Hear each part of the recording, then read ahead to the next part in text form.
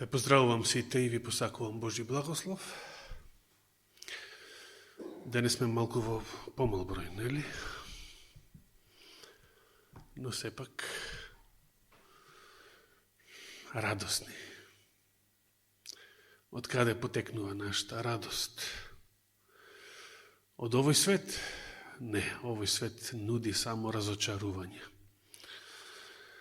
Стравови, фобии, болести, војни, пандемии во најава. Нашата радост потекнува од Господа. И навистина, како одминува времето, се повеќе и повеќе, имаме се помалку и помалку радости во светот. Може да има повеќе и повеќе лудости, тоа не е исто. Лудоста може да се зголемува, но радости ќе има се помалку и помалку, се повеќе и повеќе маки, се повеќе и повеќе неволи, се повеќе и повеќе страдања.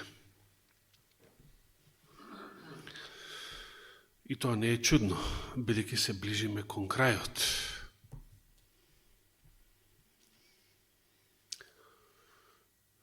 Дали некој од нас може да речат,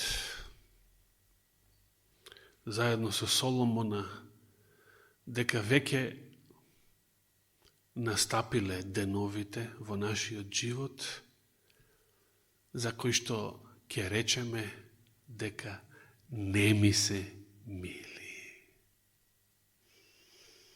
Сте го помислили ли тоа во вашиот живот? Јас, за жал, со мојата болест, уште од лани и сега во оваа година, често пати ми се раѓа таа мисла, односно едноставно се подсетувам на тие библиски зборови. Но нема место за тага и разочарување.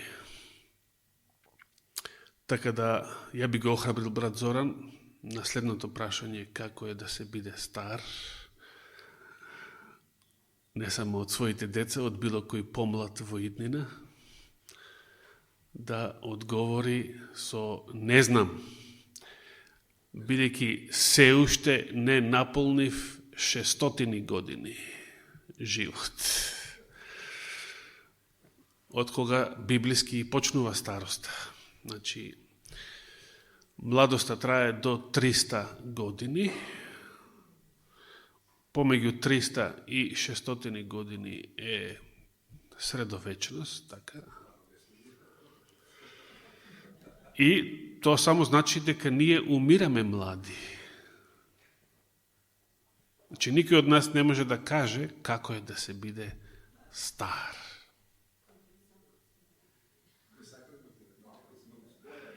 И староста дори од 600 години нагоре. Смешно е? Тоа што се смееме на овие податоци само покажува колку е, да не беше трагичен, ќе беше смешен. Колку се смешни овие неколку децении што безбожниот свет ги нарекува живот. Кучешки живот, мајмунски живот, без Господа, мачи живот. Значи, предпотопниот свет беше грешен свет и тој, беше смртен свет и тој, ама колку долго живееја. Колку долго живееја. Замислете.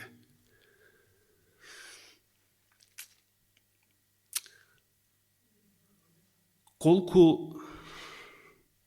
Дали некој од нас навистина, она буквално, не во смислот во кој што е така запишан, така Мојсей запишал. Туку, дали некој од нас буквално ги броел деновите од својот живот?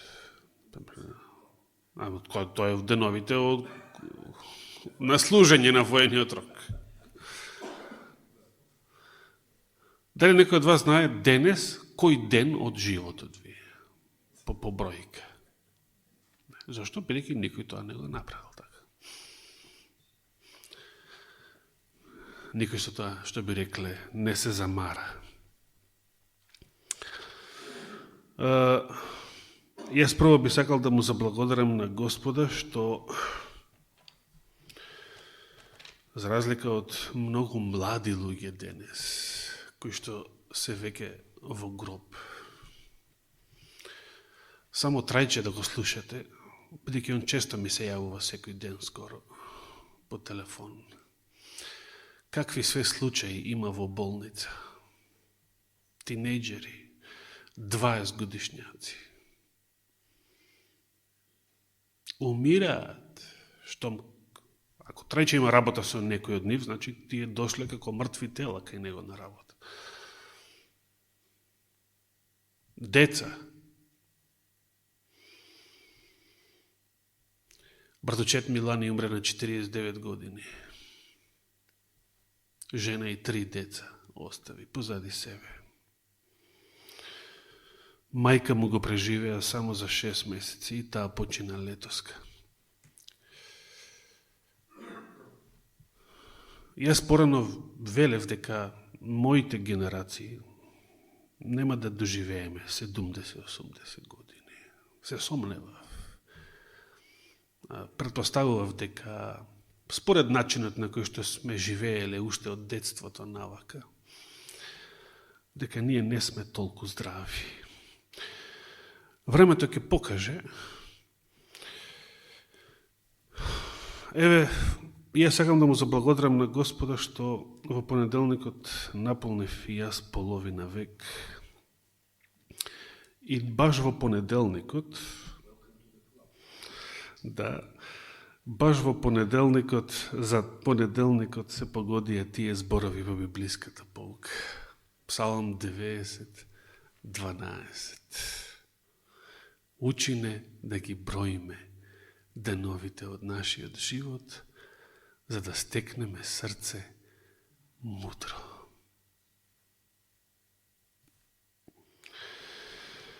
Навистина прекрасни зборови. Но не знаеме што следува понатаму. Што ни носи иднината. Само едно знаеме. Знаеме во кого веруваме. Настапени се деновите во кои што иднината изгледа црна. Често без перспектива. Ја не знам како е денес, да се има 20 години. Како денешната младина гледа на својата иднина. Значи тоа, велам, не знам.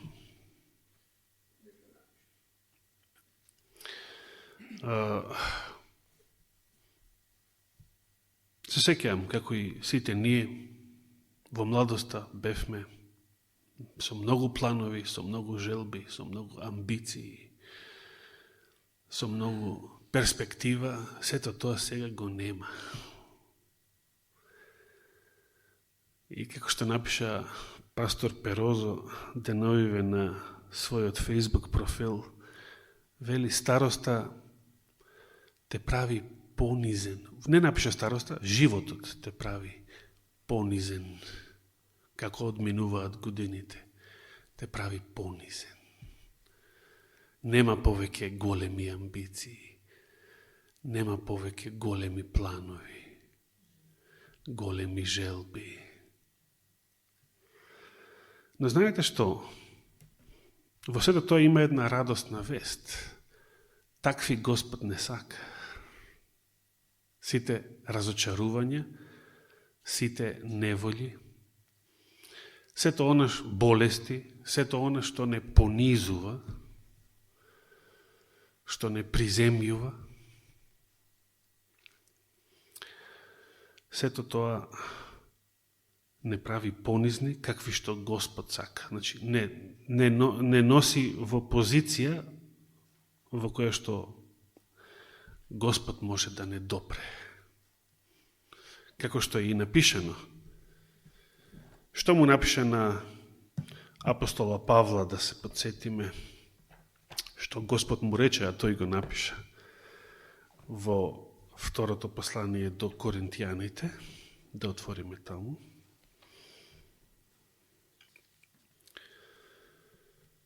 Второ послание до Коринтијаните,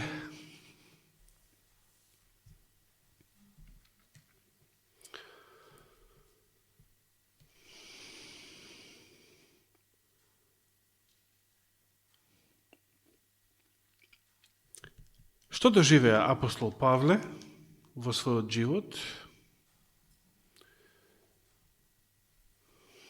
12 глава. Ке почнеме да читаме од првиот стих. 12 глава, втора послание до Коринтијаните, од првиот стих. Да се фалам, вели, нема полза. Има ли полза од фалење? Не. Суета. Но, ќе минам кон виденија и откровенија Господови. А видите со што можел да се пофали? Со што се можел да се пофали апостол Павле?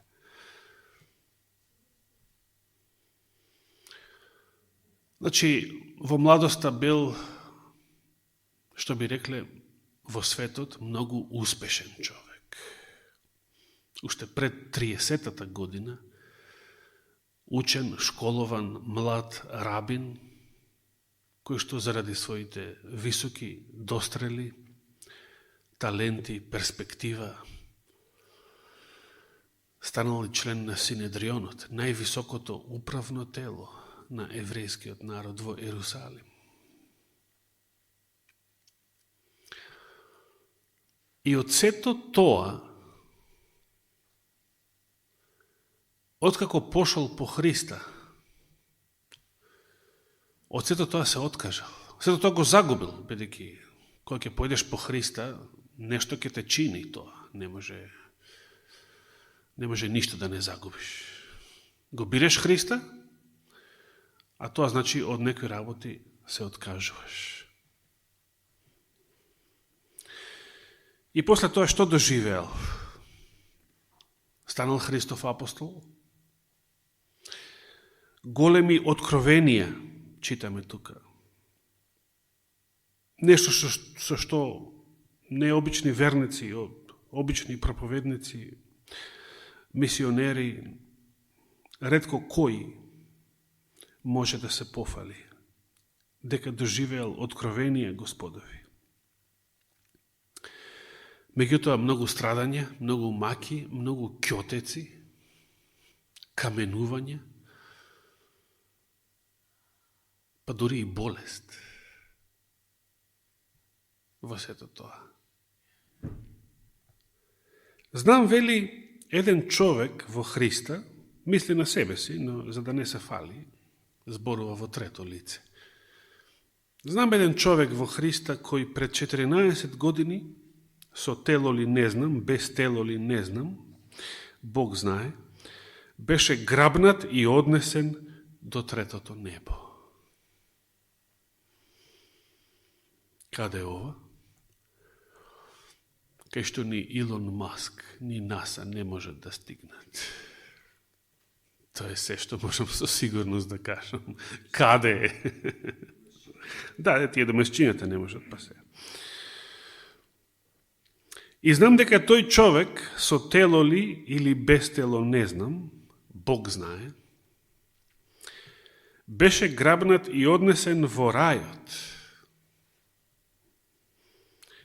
и дека чул неискажливи зборови, кои човек не смее да ги каже. Или некои преводи велат не може да ги изрази со земскиот јазик. Со таков човек ќе се пофалам, но со себе нема да се пофалам, освен со што? Со моите слабости.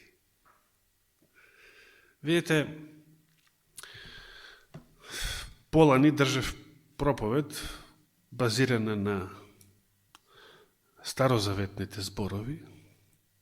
Во Еремија Господ рече: богатиот да не се фали со богатството свое, силниот да не се фали со силата своја.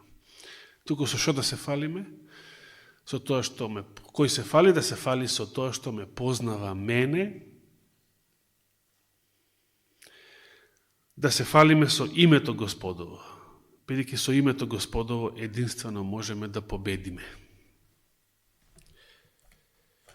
Но сега во Новиот Завет апостол Павле не поучува нешто друго, а што е исто така битно. Особено во овие последни денови, кога ова другово, ова нешто, е многу присутно во нашиот живот. Јас со себе нема да се пофалам, застанавме кај 5 стих, освен со што? Со моите слабости. Да се фалиме со нашите слабости.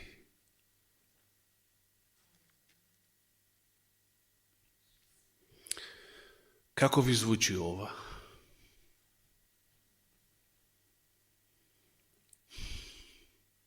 Дали се чувствуваме силни или сме полни со слабости? Како се чувствувате?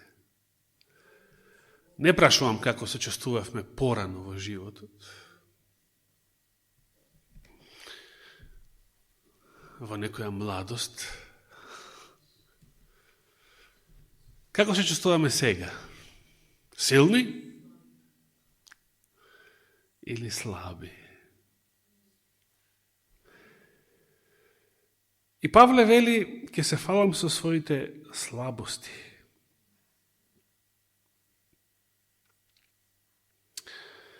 А пак кога би посакал да се фалам, не би бил безумен ни во тоа нешто, зашто би кажал вистина. Значи, не ја пумпам работата, не ја измислувам. Се со што би можел да се пофали, е вистина. Како што на друго место им пишува и на Филипјаните. Од родот Венијаминов, обрезан уште во 8-миот ден, фарисеј, евреин над евреите, дури така се представува. Немало поголем евреин од мене. Евреин над евреите. И додава, а според законската правда, значи, според онаа праведност која што се цени по дела, праведноста по дела, како вели? Без грешка. Непорочен, точен.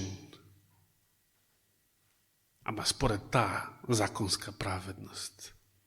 Значи, имаш прописи, тие прописи ги држам, како што богатиот младич рече, уште од младоста своја. Така и сум бил и воспитан, или како постариот син во параболата.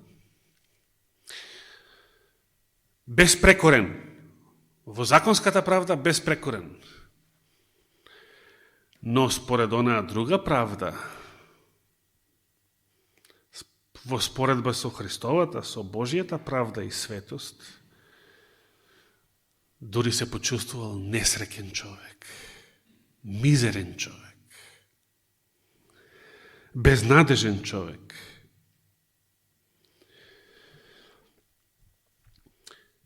Понатаму вели, но јас се воздржувам, да не би помислил некој за мене повеќе, отлуку што во мене гледа или од мене слуша. 7 стих. И за да не се превознесувам со премногу откровение, што се случило? Во телото ми се даде трн, ангел сатанин, да ме боцка по лицето, да не се превознесувам. Апостол Павле зборува за некаква болест, па и не можеме да кажеме каква. Не ни открива нешто повеќе. Или можеби буквално мисли дека немал некоја друга болест. Со изслушах на она слепило што го следи. Не тотално слепило, туку пореметениот вид што го следи уште од оној блесок пред Дамаск, кога Господ го тресна од земја, евреинот над евреите.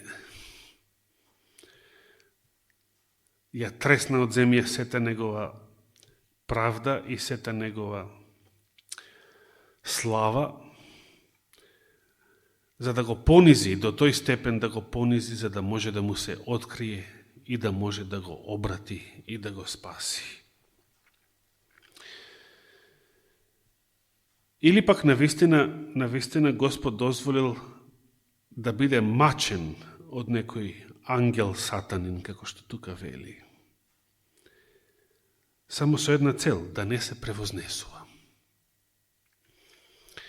Сега останатите ќе ве подсетам, оние што не знаеле, ќе ви открием дека и во раната биографија на Елена Вајд, таа сведочи дека кога Господ после првите визии ја открил неговата намера со неа и нејзиниот живот, таа што побарала? Нешто слично на Мојсей. Господ да ја ослободи од таа должност, од таа одговорност, да не биде Господов гласник, да не биде пророк. Таа тоа искрено го побарала. Да го земе тоа бреме, таа одговорност и да ја положи врз некој друг. Зошто? Кажува и зошто го барала тоа. Многу се плашала дека тоа искуство, да имаш таква специјална врска со Господа, тоа искуство ќе ја возгорде. Ќе ја, како велиме поинаку, ќе ја напумпа, ќе ја превознесе. Од тоа се плашала. И потоа вели што Господ и рекол, на кој начин ќе ја брани од такво нешто. На кој начин?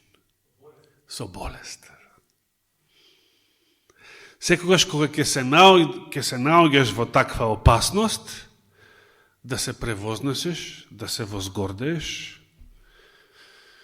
ќе ти испратам немоки, слабост, болест, или како што вели апостол Павле тука, ангел сатанин, да ме боцка по лицето, да не се превознесувам.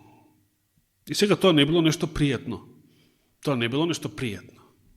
Што убаво, што сум болен. Размислува ли некој така? Леле, што убаво, што ме боли глава. А за нешто потешко да не зборувам.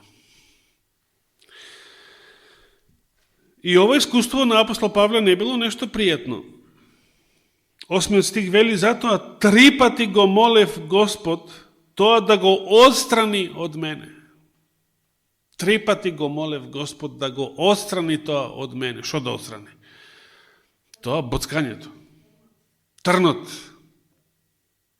Ангелот, сатанин. Но тој ми рече, доста ти е мојата благодат. И ово се централните зборови што сакам да ги запаметиме за секој еден од нас, низ било каков проблем во животот и да минува моментално. Што и да е, да се сетиме, доста ти е мојата благодат, вели Христос. Доволна е, со други зборови, доволна е мојата благодат. Зошто? И зошто Господ, дури кога ќе излечи некого, дури кога ќе отстрани некој проблем, конечно, зошто барем кај повеќето од нас, тоа не го прави веднаш. Туку ако треба остава извесен период, ако треба да се помачиме малце, извесен период, не веднаш. Веднаш толку бргу нема ни да го цениме, многу. Треба да се измачиме, треба доволно солзи да пролееме, треба да пропискаме, за да после го цениме. Доста ти е мојата благодат, зошто? Бидејќи мојата сила се покажува потполно, каде? Во слабоста.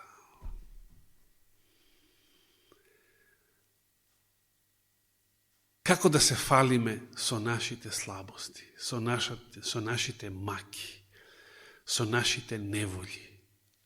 Зошто да се фалиме? Зошто да се радуваме? Што вели братот Господов, апостол Јаков? Браќа мои, кога ќе паднете во искушение, што да правите? Да го прочитаме тој текст. Ќе се вратиме на 2 Коринтијаните 12 глава, да отвориме за миг кај Јакова.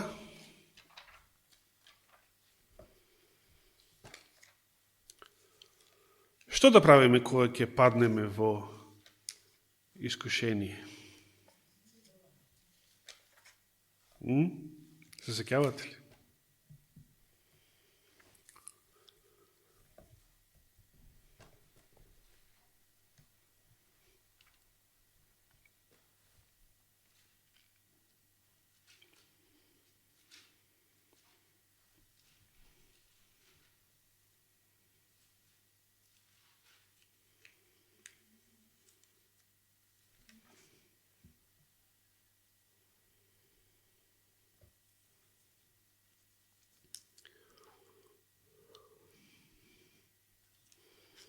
Го барам и јас стихот.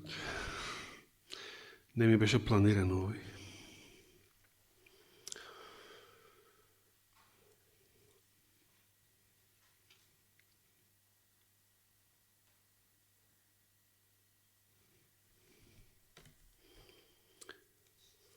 Ај, кој попрв ке го најде? Што да правиме кога ќе не снајде искушение? Или кога ќе паднеме во искушение, или зависи кој превод како го изразува.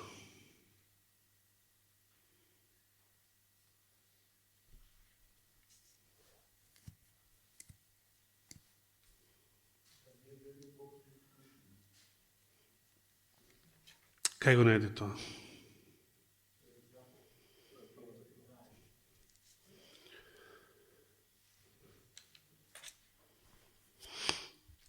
Првата глава, ајде се вратиме на вториот стих. Јаков, прва глава, вториот стих. Радувајте се, браќа мои, Зошто? Кога ќе паднете во разни искушенија. Како сега вака? Искушението е радосен настан?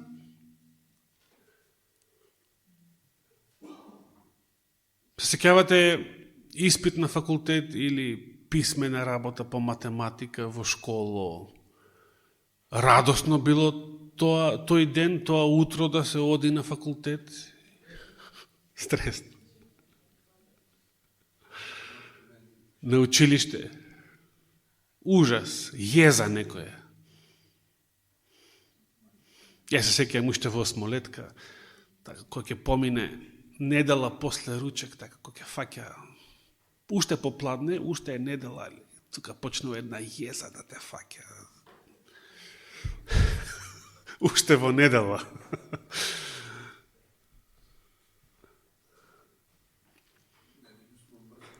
Неделју смо мрзели због понеделјка, како што пееше Саша Лошич, да. А саботата ја сакавме и како атеисти и неверници саботата беше мила. Чудо нешто. Радувајте се, браќа мои, кога ќе паднете во разни искушенија, знаејќи дека проверката на вашата вера создава трпеливост. Трпеливоста пак нека биде совршено дело, за да бидете совршени и целосни, без никаков недостаток. А да го прочитаме и тоа. 13 стих. Ниеден кога е во искушение да не вели Бог ме искушува, бидејќи Бог со зло не се искушува и тој никого не искушува, тука понатаму се кажува што и како, но ова беше битното. Господ сака да поминуваме, ако треба и низ маки, низ неволи, низ искушенија, заради што?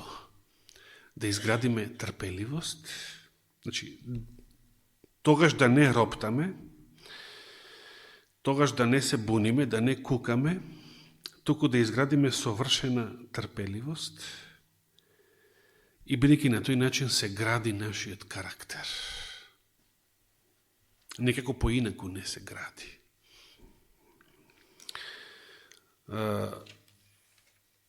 И враќајќи се кај Павловите зборови, 2 Коринтијаните 12 глава, уште еднаш Господ му вели, доста ти е мојата благодат или доволна ти е мојата благодат, бидејќи мојата сила, значи Божијата сила, во потполност се покажува во слабоста. Во слабоста.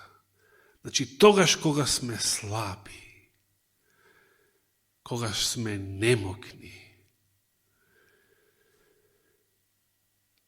кога сме во искушение,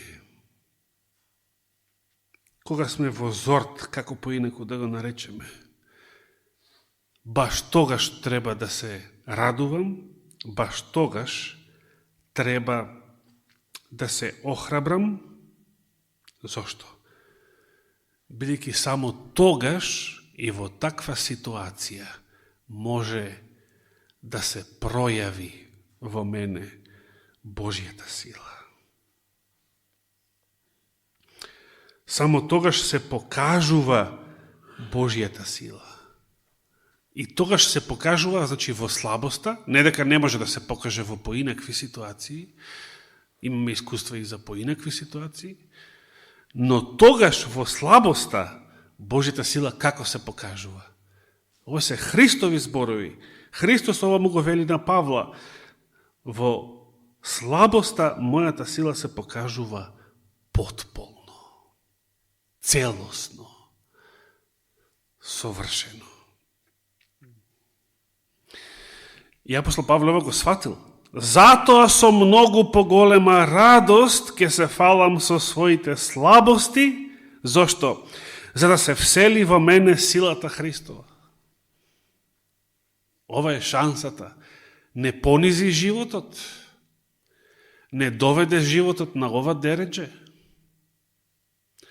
Во оваа слаба позиција, во оваа слабост, во оваа немоки,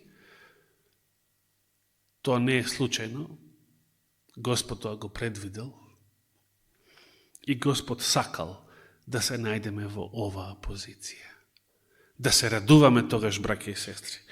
Да се радуваме затоа што неговата сила, сега е шансата, неговата сила да се покаже, да се пројави во нас како? Потполно, целосно. Може, ние што сме биле верници одамна, и од младоста особено, може да се сетиме на многу Божји чуда, на многу благодатни искуства од минатото, кога Божјата сила се пројавила во нашиот живот. Но сега, кога сме слаби, кога сме немокни, кога сме од многу што разочарани, кога сме обесправени, кога сме болни, тогаш Божјата сила, тука е шансата, може да се пројави во нашиот живот целосно, потполно, за разлика од било кога порано. Може ли да е некој поболен и понемокен од мртов човек? Не. Најслаб од сите е мртвиот. Мртвиот е послаб од секој и од најслабиот жив човек.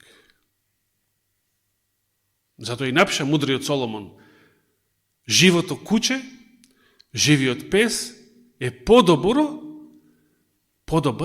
од мртвиот лав. И навистина, подобро е, нели? Што е подобро да бидеш, ако мора да бидеш или тоа, ништо трето? Живо куче или мртов лав?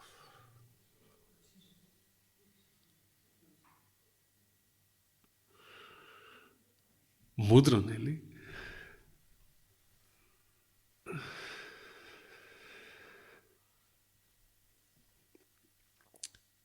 И 10 стих. Дали ова можеме да го доживееме? Затоа уживам во слабости. Што значи ова? Пред тоа вели се молев Господ да го отстрани трнот. Тоа е нешто непријатно. Маката, слабоста, искушението. Тоа е нешто непријатно. Страдањето. Значи, ова уживање не е телесно или сетилно уживање, како кога уживаме некои пријатни задоволства. Не во тој смисол. Туку духот се научил да се надева, да се подпира на Господа и сега ја чувствува Божјата благодат, таа доволна, сосем доволна и преизобилна Божја благодат да те понесе, да те ојача во секоја мака и искушение. Затоа уживам во слабости, во навредување, во маки, во прогонување. Во сето тоа уживам. Во тага за Христос. Зошто? Зашто тогаш кога сум слаб, тогаш сум силен, но се разбира. Не со мојата сила, не се мисли, тоа би било контрадикција. Туку затоа што тогаш кога сум слаб, тогаш сум посилен од било кога порано, ако и затоа што, тогаш Божјата сила може да се пројави во нашиот живот потполно, целосно, совршено, како никогаш порано. Сакаме ли такво искуство?